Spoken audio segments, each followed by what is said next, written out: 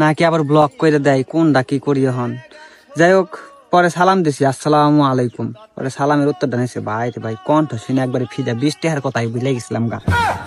পরে কয় যে কি বলবেন, পরে হারে কইলাম যে আসলে আপনার ফোনে ভুলে 20 টাকা ফ্লেক্সি চলে গেছে, কিন্তু আপনার কণ্ঠ শুনে 20 টাকার কথা আমি ভুলে গেছি। 20 টাকা গেছে যাই, এত সুন্দর এত মিষ্টি কণ্ঠ তো শুনতে পারছি। পরে মেয়ে কয় কি আপনি কি আমার লগে মজা লন? আমি কই মজা কেন লমু, আসলে আপনার কণ্ঠ শুনে আমি 20 টাকার কথা ভুলে গেছি। ওই 20 টাকা না দিলেও চলবো, খালি আপনি আমার লগে প্রতিদিন 2 মিনিট করে কথা কইন, দরকার হয় আমি আরো 20 টাকা ফোনে ফ্লেক্সি দিয়ে দিতেছি, সমস্যা নাই। পরে জিজ্ঞাসা করে যে আপনার বাসা কোথায়। পরে হ্যারে আমি কইলাম যে আসলে আপনার কণ্ঠ শুনে আমার বাসা কই ওইটাই তো বুঝলা গেছে, এখন তো মন চাইতেছে আমার বাসা মনে হয় আপনার মনে ওই। তারপর একটা গান করলাম, তোমার মনের জমিনে যদি একটু জায়গা পাই, ভালোবাসতে বাসতে আমি মরে যেতে চাই।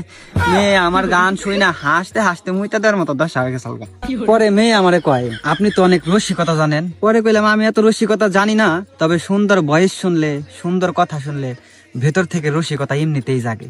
পরে জিজ্ঞাসা করে যে আসলে আপনি কি করেন। পরে আমি আবার আরেকটা গান তুললাম, কইতে আমার শরম লাগে প্রেম আগুনে পুইরা ছাই, সানডে মানডে ক্লোজ কইরা দেওয়ার একজন মানুষ নাই ভাই রে।